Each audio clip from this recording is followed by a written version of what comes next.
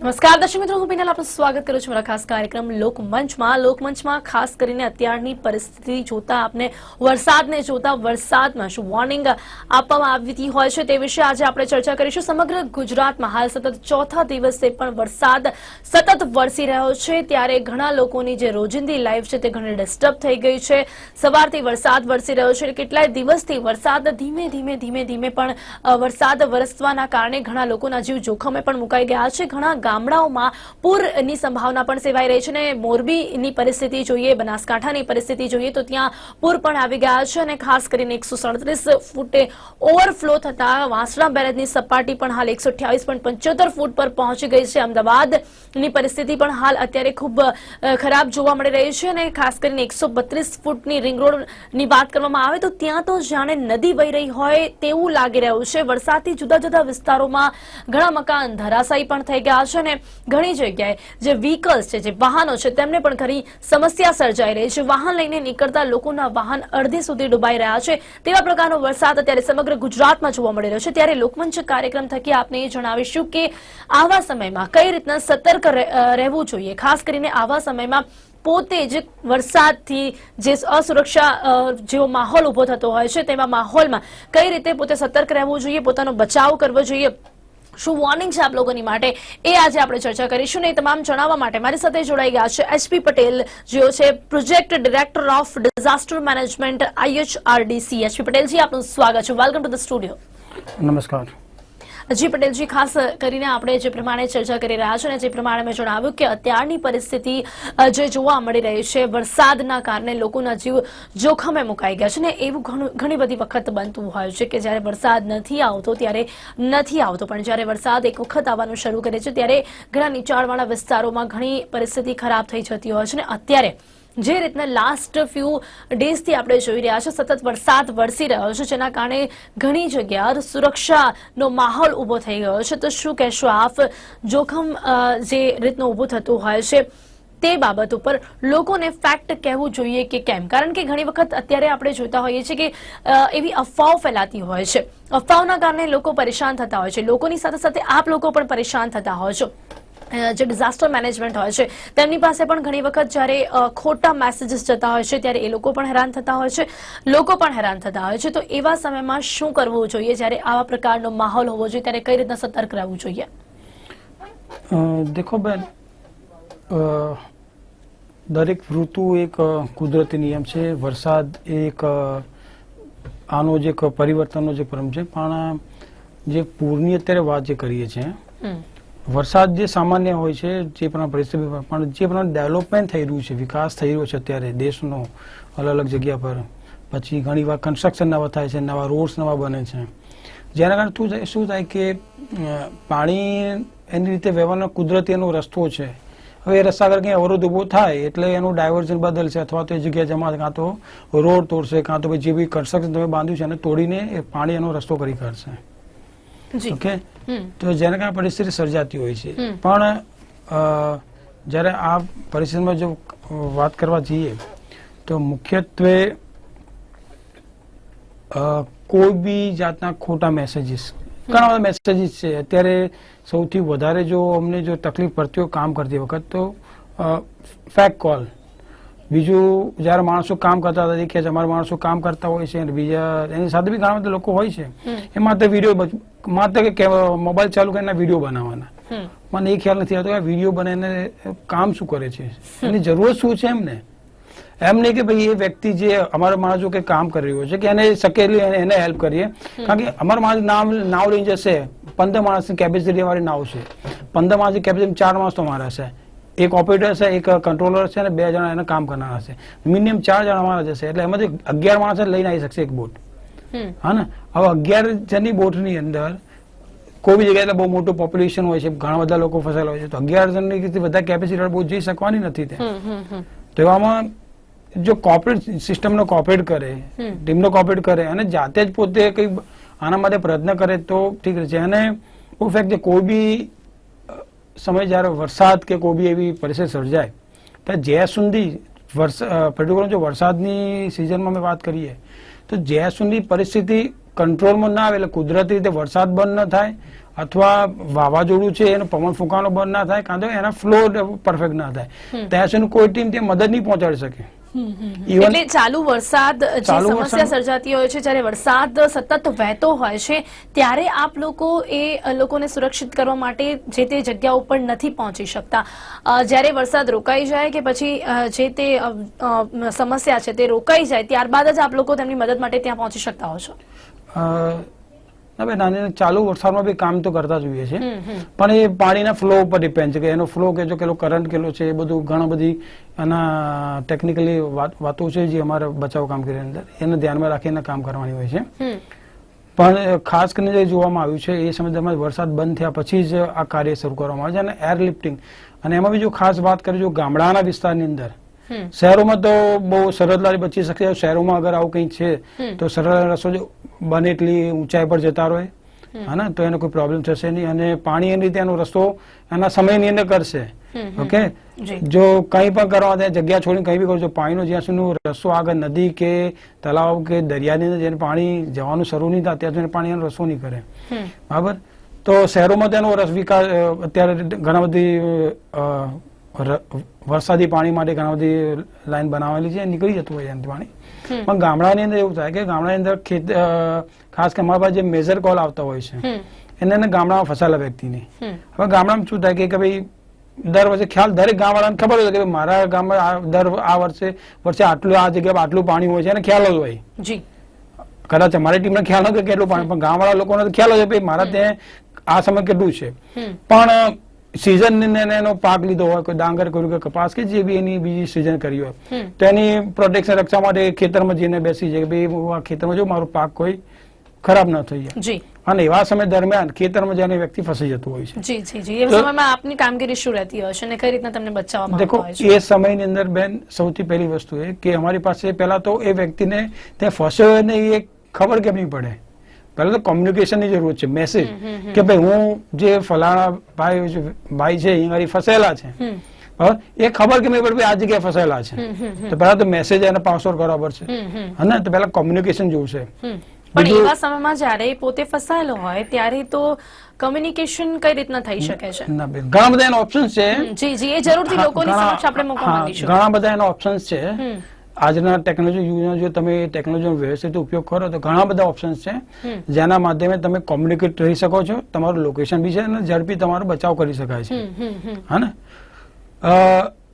એક તો અત્યારે દરેક જણ પાસે મોબાઈલ ફોન છે, હા ને, તો આવા સમય દરમિયાન મોબાઈલ ફોનનો ઉપયોગ કરો. મોબાઈલનું નેટવર્ક નથી, ટાવર નથી, કોઈ પ્રોબ્લેમ છે તો SMS દ્વારા ઉપયોગ કરો કે તમારા જે બી નજીકના વ્યક્તિ છે એને મેસેજ કરો કે તમારું લોકેશન કઈ જગ્યાએ છે, શું કરવા, કેમ ફસાયેલા છો.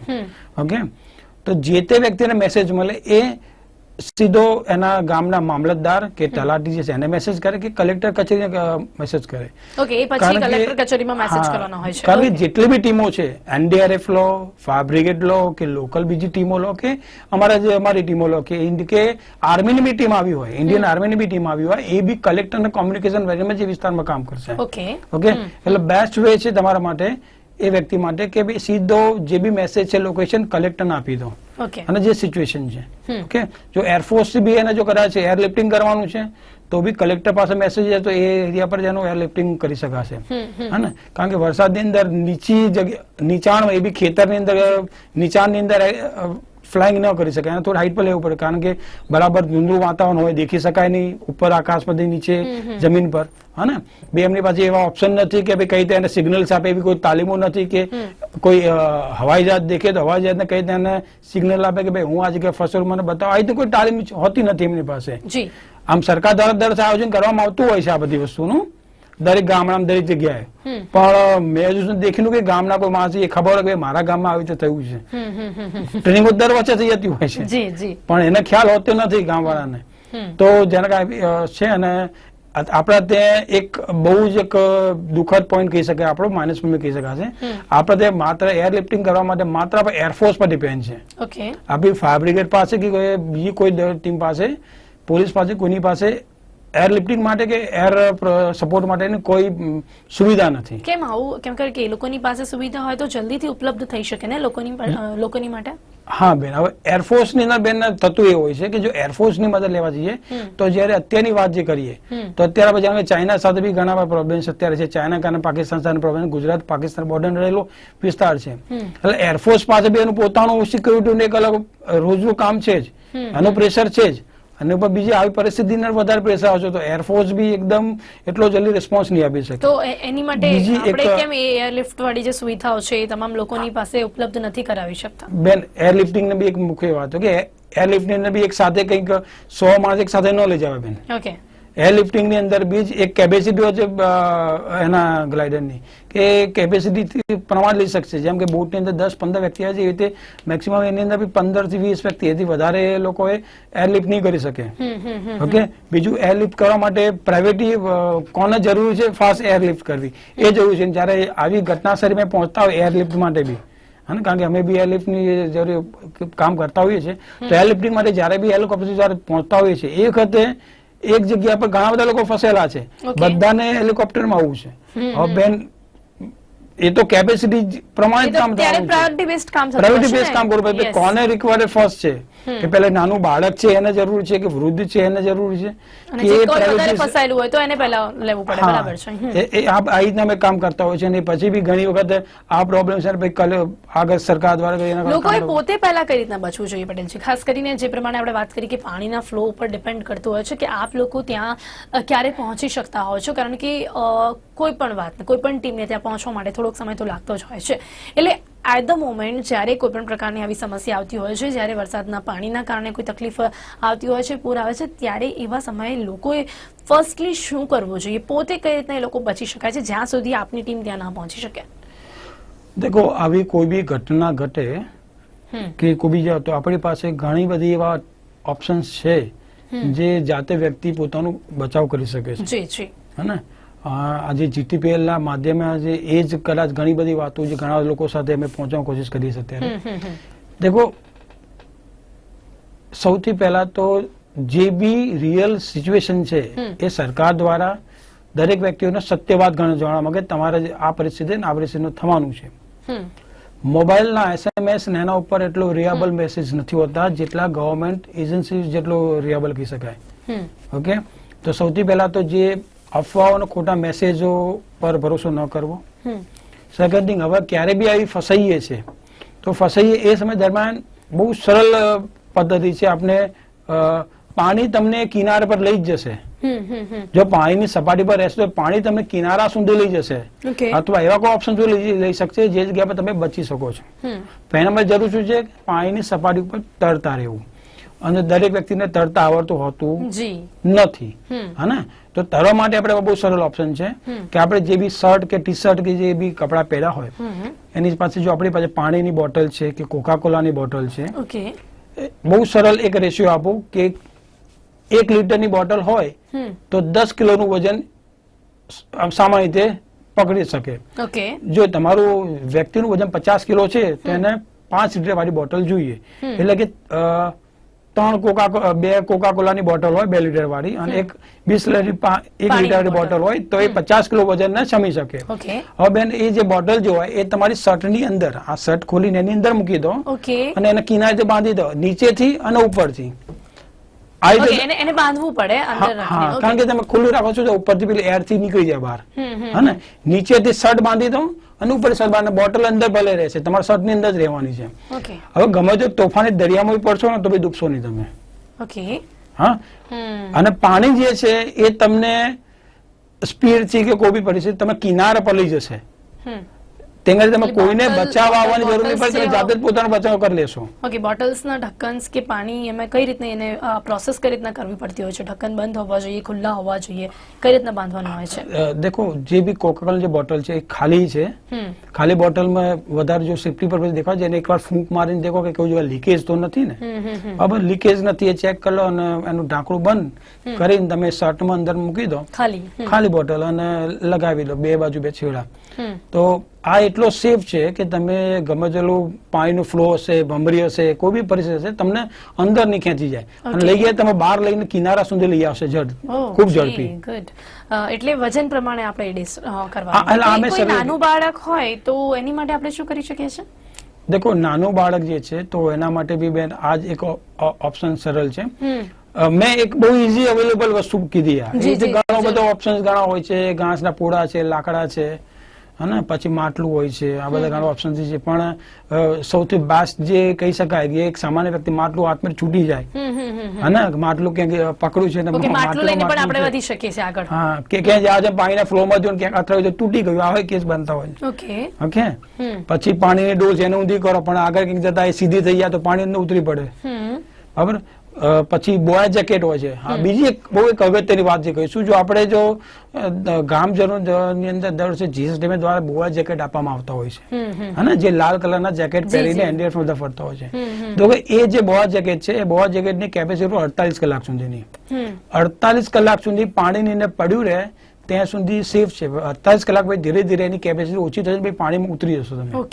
એટલે જે બી જગ્યાએ જો તમારે બોયા જેકેટ હોય તો પાણીમાં જો ન હોય, તમે પાણી કોઈ જરૂર ના તરવા ન હોય તો એના કોઈ જગ્યા મૂકી જેથી પાણી અંદરથી ચૂસે નીકળી જવું જોઈએ. પાણી અંદર રહેશે તો 48 કલાકનો એનો સમય હોય છે. 48 કલાક સુધી શમી શકશે, પછી એ ધીરે ધીરે અંદર ઉતરી પડશે, પછી તમારું વજન એટલું સારી રીતે શમી નહીં શકે. ઓકે. એ સિવાય આપણે વાત કરીએ તો આવા સમયમાં બીજી એક સમસ્યા એ નડતી હોય છે કે જ્યારે વાવાઝોડું આવતું હોય છે, વરસાદની સાથે વાવાઝોડું આવવું એટલે પરિસ્થિતિને વધારે અઘરી બની જવી એવું આપણે માની શકીએ છીએ. તો એવા સમયમાં જ્યારે પવન ફૂંકાતા હોય છે, ત્યારે ઝાડ પડી જતા હોય છે, ત્યારે સ્પેશિયલી ગામડાઓમાં આવા પ્રકારની સમસ્યા સર્જાતી હોય છે, ત્યારે લોકોને વધારે મુશ્કેલીનો સામનો કરવો પડતો હોય છે. એવા સમયમાં લોકોને શું કરવું જોઈએ ને એવા સમયમાં આપની ટીમ પણ કઈ રીતના મદદરૂપ બનતી હોય છે?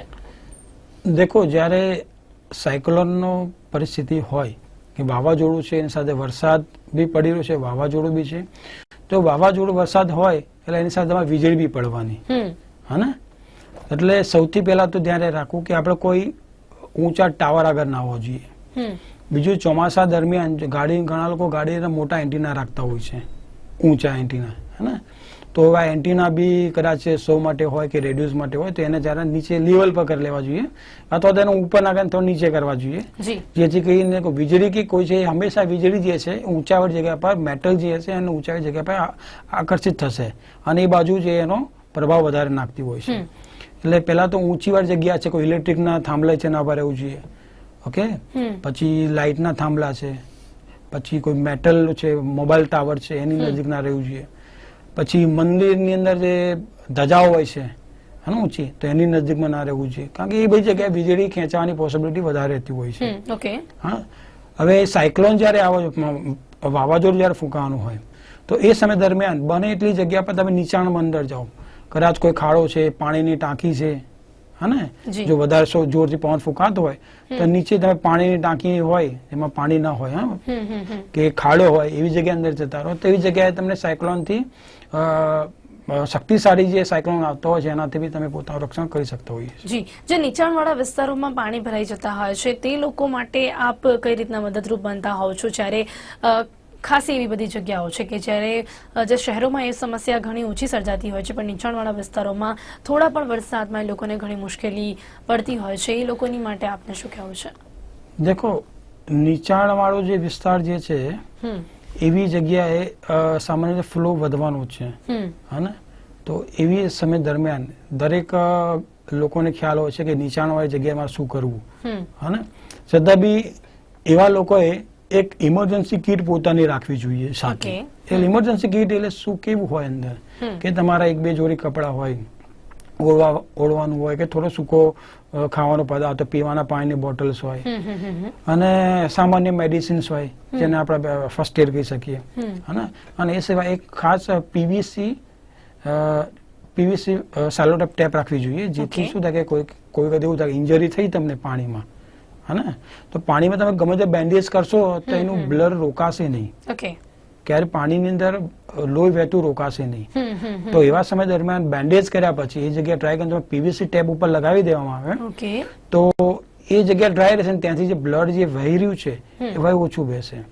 એ સિવાય બીજા ઓપ્શન છે, જો પાણીમાં તમે છો અને વાગી ગયું છે તમને, હે કોઈ ઘા ઊંડો થઈ ગયો પાણી, તો પાણીમાં ક્યારે લોહી વહેતું બંધ નહીં થાય. ઓકે. કારણ કે પાણી જેની સંપર્કમાં રહેશે તેની એ પાણીની અંદર લોહી વહેતું બંધ નહીં થાય. એ વરસાદ ચાલુ હશે તો બી એ જગ્યા ખુલ્લી, ઘા તમારો ખુલ્લો હશે તો પાણી ના કારણે એ લોહી વહેતું બંધ નહીં થાય. તેનું એક ઓપ્શન છે કે જે બી જગ્યાએ વાગ્યું હોય એની ઉપરની બાજુ, દાખલા તરીકે મારો હાથ છે, મને અહીંયા વાગ્યું છે તો મારા આ જગ્યાએ આપણી પાસે રૂમાલ એક હોય ને સામાન્ય, એ રૂમાલ લપેટી લેવો જોઈએ અને લપેટીને એને ટાઈટ બંધ કરો અને એને 30 સેકન્ડ બંધ રાખો અને પછી ખોલી દો. ઓકે. હા ને, 30 સેકન્ડ બંધ રાખીને ખોલી દો. પછી અડધી મિનિટ જો પાછું ખુલ્લું રાખો અને પછી અડધી મિનિટ પાછું આ પ્રોસેસ કરો. આનાથી શું થાય કે તમારું જે બ્લડ જે વહેવાની જે ગતિ જે છે એ ગતિ ઓછી થઈ જશે અને થોડો જો ડ્રાય જગ્યા મળશે તો ત્યાં તમારું લોહી જલ્દી જામી જાય, ત્યાંથી બ્લડિંગ ઓછું થઈ જાય. ઓકે. અને ખાસ કરીને તો જ્યારે પૂર આવતું હોય છે, ક્યારે ડેમ ઓવરફ્લો થઈ જતા હોય છે, જ્યારે તૂટી જતા હોય છે, ત્યારે એવા સમયમાં લોકોને શું કરવું જોઈએ કે જે પ્રમાણે અત્યારે ઘણી જગ્યાએ એવું બનતું જોવા મળી રહ્યું છે. વરસાદ જ્યારે વધારે થઈ જતો હોય છે ત્યારે ઘણા ગામડાઓમાં ડેમ ઓવરફ્લો થવાના કારણે જે કિનારાના વિસ્તારો હોય છે ત્યાં ઘણી સમસ્યા સર્જાતી હોય છે. તો જ્યારે પૂર આવે, ડેમ ઓવરફ્લો થઈ જાય, ત્યારે એવા સમયમાં લોકોએ શું કરવું જોઈએ? સૌથી પહેલા તો જણાવું આપને, અત્યારે જેટલા બી ડેમો છે ભારતની અંદર, જે મારા અભ્યાસ પ્રમાણે, જેટલા બી મેં અભ્યાસ કર્યા છે આ ક્ષેત્રની અંદર, એટલા અભ્યાસ પ્રમાણે મજબૂત ડેમો છે. એમાં બી જો ગુજરાતની વાત કરવા જઈએ તો આપણે નર્મદા ડેમ મુખ્ય ડેમ છે આપણો. નર્મદા ડેમ ઉપર યુદ્ધ બી થાય ને તો બી નર્મદા ડેમ તોડવો અશક્ય છે. ઓકે.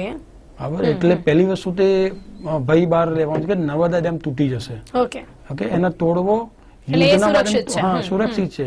નર્મદા ડેમ સિવાય બી બીજા બી જે ડેમો છે એ બી એટલા જ સુરક્ષિત છે કે જે પૂરના માધ્યમે એ રીતે તૂટશે નહીં અત્યારે. એવી કોઈ પરિસ્થિતિ થઈ શકે, કારણ કે આ તો વ્યક્તિગત મેં બી ઓબ્ઝર્વ કરેલા છે, અમારે બી અભ્યાસના છે, એટલે હું બહુ ભરોસાથી કહી શકું કોઈ ડેમ એવી પરિસ્થિતિ છે નહીં. પણ જે કેનાલો તૂટી જતી હોય છે એનું મુખ્ય કારણ શું હોય છે કે શિયાળા કે ઉનાળાના સિઝનની અંદર કેનાલમાં પાણી જતું હોય છે, તો એ પાણીનો ઉપયોગ ખેડૂતો કરતા હોય છે. તો ખેડૂતો શું કે ઘણી વખત ગેરકાનૂની પોતાનું પાણીનું લેવલ કરવા માટે કેનાલને તોડીને પછી એમાંથી લેવલ લેતા હોય છે, કેનાલને તોડીને લેવલ લેતા હોય છે. એટલે એમને એમ છે કે નાનો હોલ જ પડ્યો છે, આપણે સાહેબ 4 સેન્ટીમીટરનો જ હોલ છે ને, આમાં ક્યાં કઈ ફરક પડે? એવા સમયમાં શું કરવું લોકોએ? દેખો, એવા સમયની અંદર જયારે ડેમ આખો ડેમની જે પેલી જે ફિઝલિંગ તોડીને ક્યારે બી પાણી ફાડીને નીકળે બહાર, તો સૌથી પહેલા તો એક ડાયવર્ઝન હોય છે કે પાણીનું ડાયવર્ઝન કઈ બાજુ હશે, અને જો ફસે જ ગયા છે તો સૌથી પહેલા તો શક્ય એટલી જલ્દી મેસેજ આપો કે હું ફસાઈ ગયો છું, કશું નથી, તમારી પાસે કોઈ વસ્તુ છે અવાજ વાળી વસ્તુ, એનાથી અવાજ કરો, એનાથી કોમ્યુનિકેશન કરો, તો જ કોઈ વ્યક્તિ તમારા પર નજર રાખી શકશે કે ધ્યાન આપી શકશે. જી જી જી. તો એક મેસેજ પહોંચાડવો પડે, કમ્યુનિકેશન કરવું પડે, સતર્ક રહેવું પડે, ત્યારે જ આપણે પોતાને આવા સમયમાં બચાવી શકીએ છીએ. તો સમય અહીંયા સમાપ્ત થઈ ગયો છે. આશી પટેલજી, આપ અમારી સાથે જોડાયા, સાથે જ લોકોને એક યોગ્ય માર્ગદર્શન આપ્યું કે આવા સમયમાં, આવી પરિસ્થિતિમાં પોતાને કઈ રીતના સેફ રાખી શકાય છે, કઈ રીતના સતર્ક રહી શકાય છે, એ માર્ગદર્શન તમામ લોકોને આપ્યું. તે બદલ આપનો ખૂબ ખૂબ ધન્યવાદ. નમસ્કાર. તો દર્શક મિત્રો, આજે આપને વરસાદી વોર્નિંગ આપવામાં આવી છે. જે રીતના અત્યારે સતત વરસાદ વરસી રહ્યો છે, ત્યારે કેવા સમયમાં જ્યારે વધારે વરસાદ આવી જાય ત્યારે આપ કઈ રીતના પોતાને સેફ રાખી શકો છો, ને ખાસ કરીને પાણીમાં જો ડૂબવાની પરિસ્થિતિ હોય ત્યારે પોતાને કઈ રીતના બચાવી શકાય છે, કોઈ મુશ્કેલીમાં આપ મુકાઈ જાઓ ત્યારે ફર્સ્ટ એડનો ઉપયોગ કઈ રીતના કરવામાં આવે છે, એ વિશે પણ આપને જાણકારી આપી. સાથે જ કમ્યુનિકેશન કરવું કેટલું જરૂરી હોય છે ને એવા સમયમાં કમ્યુનિકેશન કઈ રીતના કરવું એ પણ આપણે જણાવવાનો એક પ્રયત્ન કર્યો છે. તો અત્યારે લોકમંચ કાર્યક્રમમાં બસ આટલું જ. ફરીથી મળીશું એક નવા વિષય સાથે. ત્યાં સુધી રજા આપશે. નમસ્કાર.